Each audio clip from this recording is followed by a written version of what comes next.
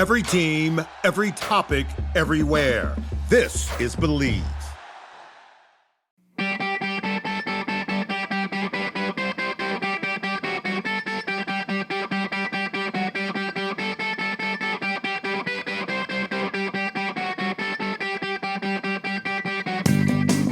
Welcome back to another episode of Short Shifts. 10 minutes around the clock. We got Jeff LaVecchio back from paternity leave. Woo! He's back and ready to go. Should you, VECHS, should you accept?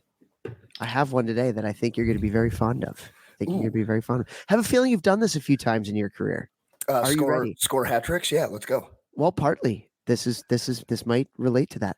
But I want to know, what are some tips on tips? Tipping pucks. Tipping pucks. We can talk about it. We got 10 minutes. So we can talk maybe from the forward standpoint. We can also talk maybe from the D standpoint. But you were a net front guy. You were a net front savant. Give us some tips on tipping pucks. I love this topic. First of all, I will say I wish I would have learned or thought about it a lot earlier in my career. And I say this to all of my guys all the time. Where does the puck have to go for any goal to happen? Answer: the net. You want to score more goals, go to the effing net all the time. And you look at any league other than like little kid leagues where breakaways are happening left and right. Most of the goals are happening within like 5 to 7 feet of the crease in like a semicircle. Most of the goals, rebounds, tips, redirections, off somebody's skate, things like that, right? So when I went to Europe, I started playing in front of the net because that's where they put me on the power play. First time being on the Peeps. Immediately started scoring so many more goals. So things I would say, number one, from the guy who's standing in front, get in the goalie's face first and foremost. You should be going to the net not to tip the puck. You should be going to the net to take away the goalie's eyes, right? And if you're square to the guy who's shooting and that goalie has to look around you, it's going to be a lot harder for him to make that save because he's going to have to be, if you're watching on YouTube here, he's going to have to be looking around or looking under. He's not able to be square on, which instantly makes it harder for him to control a rebound because he's not set the way that he wants. So first and foremost, don't stand off to the side of the net like young players do and just wand your stick at it. You're not bunting and you got to stay off the plate. I actually want you to think about being over the plate, if this was a baseball analogy or metaphor, whichever you want to go with here. So you can take away the goalie's eyes. Also, I started having my stick out in front of me instead of off to the side, because you got to think about it. A defenseman is probably going to be on your back. If your stick's off to the side, it's a lot easier for that defenseman to lift your stick up. Your stick's out in front of you, they're not able to get their stick around your body to be able to lift your stick up or grab your stick out of the way or whatever. And then when you tip it, the goalie can't read the tip because your stick's in front of you. So again, he's got to look through your body to find which way the puck is going to deflect off your stick. Also, way harder to read. Yeah, also with that, if you have your stick in front of you, you can tip it on your forehand, on your backhand. If you just have your stick out like to the side on your forehand, which is what most people do, it's really hard if the shot lane is like, if I'm a lefty, right, and my stick is on the left, well, if that shot comes over to the right, then I can't get my stick over fast enough to be able to tip it. And you see like a lot of guys in the NHL now, like they're tipping it on their backhand side. So if like you're a lefty, they're on the right side. If it's a righty, it's on your left side.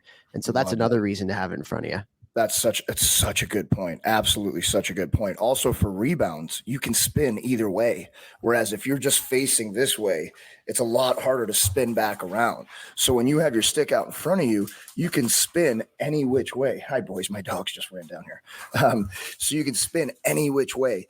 The other thing too, it's a lot easier when you're looking at your D-man, especially like, older players where, they can read the play quicker and stuff. You can actually move your stick to either side to tell the D-man kind of where you want the puck. Yeah. So like if I could feel, for those of you watching on YouTube, what's up? If I could feel that defenseman off of my left shoulder as a lefty, I would move my stick to the right, showing the D-man like, hey, shoot it to this side, shoot it to this side, shoot it to this side. Now that gets to the other guy in the equation, the guy shooting the puck, especially on a power play or when you have a little bit more time to set it up. Guys, on the point, get your shot to the net. That is so much more important than how hard it is getting there. Just the quicker you get it, all right? Like the quicker you see a guy in front, you see his stick is ready, he's screening. A wrist shot, as the guy in front of the net, is way easier to read off of the blade than a slap shot. It's so much harder to read where a slap shot's going. Almost nobody is scoring from the point. Almost nobody, right? Like unless there's an unbelievable screen, something happens. Goalies, as you get older, are way too good. A seeing eye shot, if you will. Right. Yes. A seeing eye shot, if you will, or you won't. Quick shot. You see the guy in front, get it. Knee height, knee to chest height, right? Not above that, so that he can tip it down. If it's low, he can tip it up. He can tip it left. He can tip it right. But the quicker you get that shot off, he's going to have way more time without a defenseman punching, pushing, trying to get his stick to be able to get a stick on it. And I literally guarantee you, D-men, you will get way more points. 100% you will get way more points. And the last thing I'll say is I started telling D-men to try and shoot it like at my belly button. I told him to shoot it at me because, again, really hard for the goalie to read.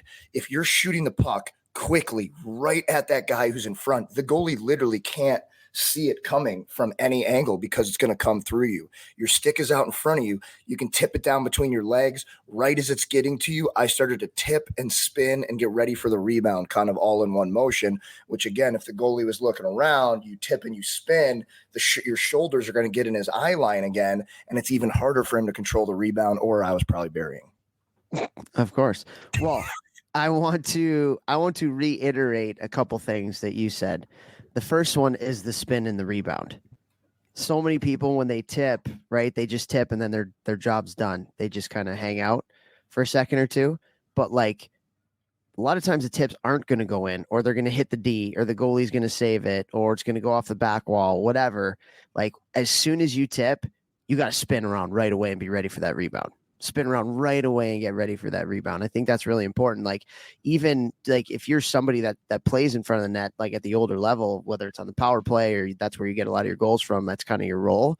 Like when you do tips in practice, like get in the habit of, you know, if a D is going to shoot 10 pucks to you, after each tip, turn, spin around, and then spin back to the D. Boom, shot, tip, spin. Okay, now look back at the D.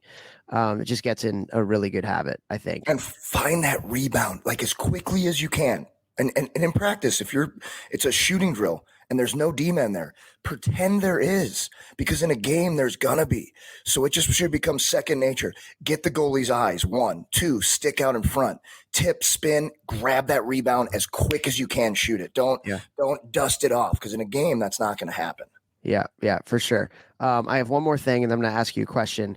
And that is, as a defenseman, when you're trying to get pucks through, remember, I always say this, remember, your stick has the eyes, not your eyes have the eyes, right? So think of your stick with eyeballs on it, and what does the stick see? Where's the lane there, right?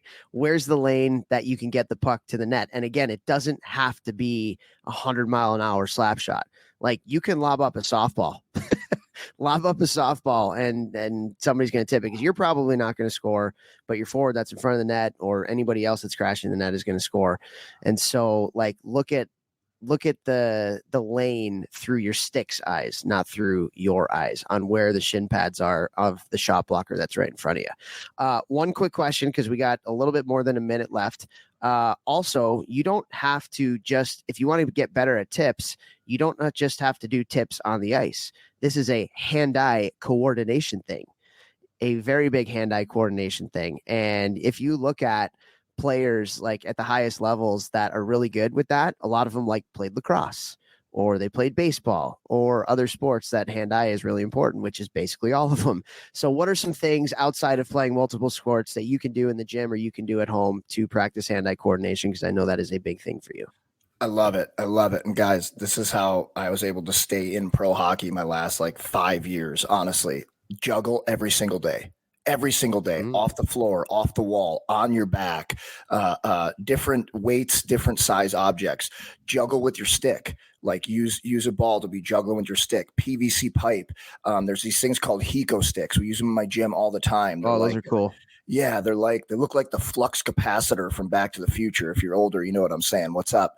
And they have 3 different colors. I'll throw them at my guys. They use a PVC pipe, so there's no blade, and they have to tip the color that I call. Right. Also, we do catching with those. We do tips in the gym. I'll rip balls at them. They got to tip it down. That's all we got time for. Share the show. Share the show.